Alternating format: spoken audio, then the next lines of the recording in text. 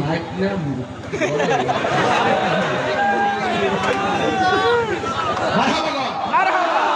আল্লাহ তার গলার মধ্যে আরো বরকত দাও, জজবার মধ্যে আরো বরকত দাও। সুন্নির করে সুন্নি, রক্তে মাংস সুন্নি, কথা কম ঠিক করে গভীর মনোযোগ, কথা বলা যাবে না, মাঝে মাঝে একটু কথা বলি শুধু আপনাদের জন্য, মনোযোগে আকর্ষণ করছি। শোনেন, রাস্তা কয়টা? দুইটা। বুঝেন? জোরে কোন রাস্তা কয়টা? দুইটা। একটা হলো জান্নাতের রাস্তা, আর একটা, তাইলে আমরা জান্নাত চাই না জাহান্নাম চাই?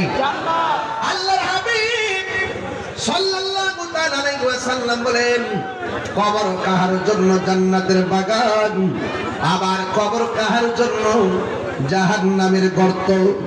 আল্লাহর হাবিব সাল্লাল্লাহু তাআলা আলাইহি ওয়াসাল্লাম বলেন, এই কবরে যারা যাবে, যদি বেনামাজি হইয়া কবরে যায়, তার কবর ভিতরে তিনটা শাস্তি হবে। জোরে কোন কয়টা?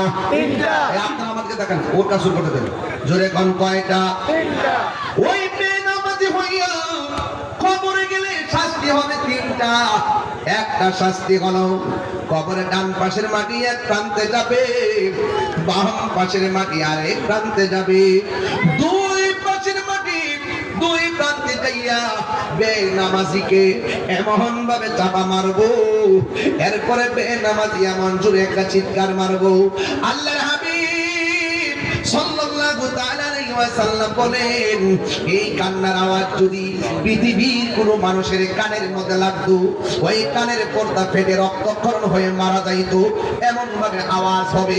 এর দ্বারা প্রমাণ হয়ে যায় সারা স্ত্রী গুরুস্থানে মানুষ বড় কান্না করতেছে, বড় বড় করে চিৎকার করতেছে। দুনিয়ার গরু ছাগল সব শুনতে পারলেও মানুষকে আল্লাহ শোনার ক্ষমতা দান করে নাই। আল্লাহ রাব্বুল আলামিন বলেন,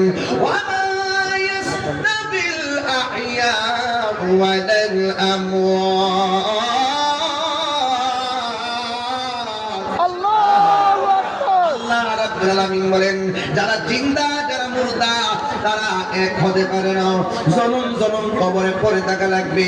আজ থেকে 500 বছর আগে যারা মারা গেছে, যে কবরে শুয়ে রয়েছে, এখনো পর্যন্ত ওই কবরে পড়ে আছে। আমি তাহিরি যদি আগামীকাল মারা যাই, জনম জনম এই ঘরে পড়ে থাকবো।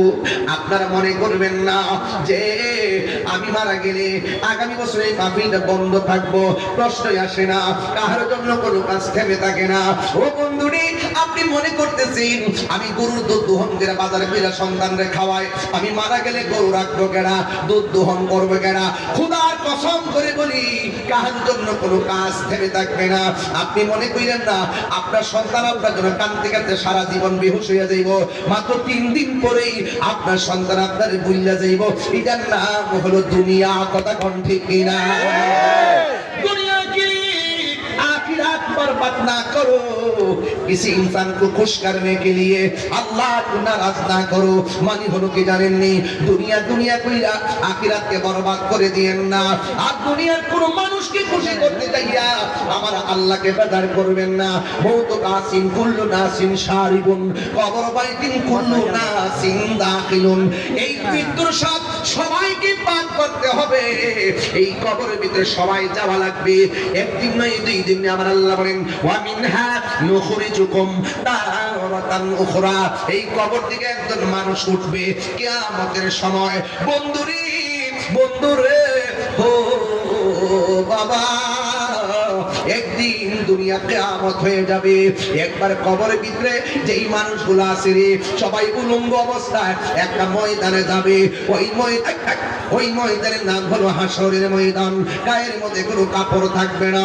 আয়েশা সিদ্দিকা রাদিয়াল্লাহু তাআলা আনহা ডাক দিয়া কয়, ইয়া রাসূলুল্লাহ, ইয়া হাবিবাল্লাহ, নবী গো,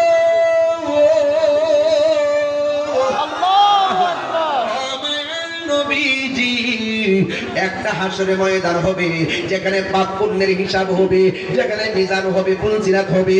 ইয়া রাসূলুল্লাহ, নবী গো, ওই ময়দানে সবাই উলঙ্গ উঠবে। একজনের লজ্জাস্থান আরেকজনে দেখলে এটা কেমন ধরনের ময়দান হবে? কেন তাহিরি নবী নবী করব? একটা একটা বার শূন্য যান, কবরে নবী ছাড়া কোনো উপায় নাই, মরণের ঘাটে নবী ছাড়া কোনো উপায় নাই। ও বন্ধু, আমার নবী আপনার নবী বলেন, ও আয়েশা, ওই দিন যেদিন হাসরের ময়দান হবে, কাহার গায়ের মধ্যে কোনো কাপড় থাকবে না, ওই কঠিন মুসিবতের সময় আমার আল্লাহ সবাইরে ঘাটটা ভাঙ্গা উপরের দিকে মুখটা করে দিবে, মাথার 8 বিঘা উপরে সূর্যটা থাকবে, চোখের ভিতরে সূর্যটা যখন লাগবে রে আব্বা, মাথার মগজগুলো বাতের মারের মতো সিটে সিটে পড়বে গো। সন্তান মাকে পরিচয় দিবে না, মা সন্তানকে পরিচয় দিবে না, কেউ কাউকে পরিচয় দিবে না। ও পুরি, ও শাহরাস্তির বাবা, বিদায় বেলায় বেশি লম্বা আর করলাম না রে, ওয়াজটা এখানে রেখে দিয়ে যেতে চাই, তবে কথা একটা বলে যায়, মূল কথাটা তো বলাই লাগে। আমার নবী আপনার নবী বলেন, আয়েশা, আয়েশা রে, এমন একটা সূর্য লাগবে চোখের ভিতরে, নিচ দিয়া থাকবে পুরা মাটির মাঠ, মাঠটা হবে তামার মাঠ, রৌদ্রের তাপটা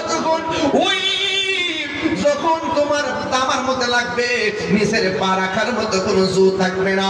আমার নবী আপনার নবী বলেন, তোমার চোখের উপরে সূর্যটা লাগবে, মাথার মারের মতো মগজগুলা চিকটা চিকটা পড়বে, এমন আপন সবাই, কিন্তু হাসরের ময়দানে সবার মুখের মধ্যে ইয়া নাফসি, ইয়া নাফসি, ইয়া নাফসি বলে কাঁদবে। বান্দাগুলো ওই সময় আল্লাহর ডাক দিয়া কইবে, আল্লাহ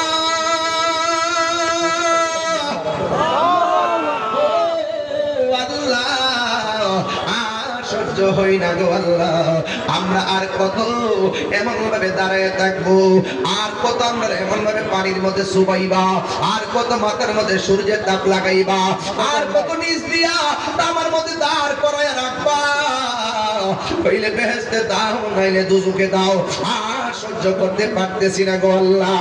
আল্লাহ বলে, বান্দা রে, আমি আল্লাহ রাব্বুল আলামিন আজকে ফামাইয়া আমাল মিসকাল যাররাতিন খায়রান ইয়ারা ওয়া মান ইয়ামাল মিসকাল যাররাতিন শাররান ইয়ারা। ও বান্দা রে, হাসরের ময়দানে যারা যারা পরিমাণ প্রতিদান দেওয়া হবে, যারা যারা পরিমাণ প্রতিফল দেওয়া হবে, কেউ কাউকে আপন হবে না, কেউ কাউকে উপকার করতে পারবে না, কেউ কাউকে সুপারিশ করতে পারবে না, ইল্লা বিইজনি রাব্বি, আল্লাহর অনুমতি ছাড়া রে। ও বন্ধু, ওই ময়দানটা কেমন হবে, কেমনে ব্যাখ্যা করতাম রে। কিছু কিছু বান্দা আল্লাহরে ডাক দিয়া কইব, আল্লাহ ওইলে দুজকে দাও নাইলে বেহেশতে দাও, আমলনামাটা দিয়া দাও।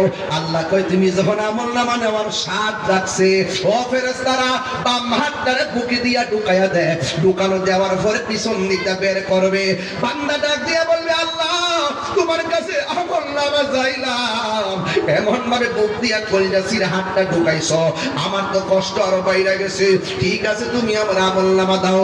আল্লাহ আমলনামা দিবে, এবার বান্দা বলবি, ও আল্লাহ তোমার কাছে আমলনামা চাইলাম, এটা কি জান্নাতের টিকিট দিছো নাকি জাহান্নামের টিকিট দিছো, আমি তো দেখি না। আল্লাহ কবে টিকিট দেখবার তো শখ। ফেরেশতারা ডাক দিয়া বলবে, ফেরেশতারা কাঠটারে মুসা দিয়ে ভাঙ্গা দে। বান্দা বলবে, আল্লাহ এমনি তো কষ্ট সহ্য হয় না, আবার কাঠটা ভাঙ্গা দিছো, কেমনে সহ্য করি। এবার বান্দা তাকে দেখবে, বাম হাতের মধ্যে যে আমলনামা দিয়েছে, এটা জাহান্নামের টিকিট দেওয়া হয়েছে। বান্দা ডাক দিয়া বলবে, আল্লাহ ও আল্লাহ, তুমি আমার জাহান্নামে টিকিট দিয়েছো, নাই কোনো বন্ধু গুণ, নাই দরদি নাই, কঠিন দিনে আমার নবীজি বিনে, রোজ হাসর কঠিন দিনে রব্বুল আলামিন ওয়াহিদুল কাহার বলিয়া সাজিবেন হাকিম, থাকিবে না দয়া মায়া স্নেহ মমতা, কেউ হবে না কারো জন্য যাবি দাতা, তুমি মোদের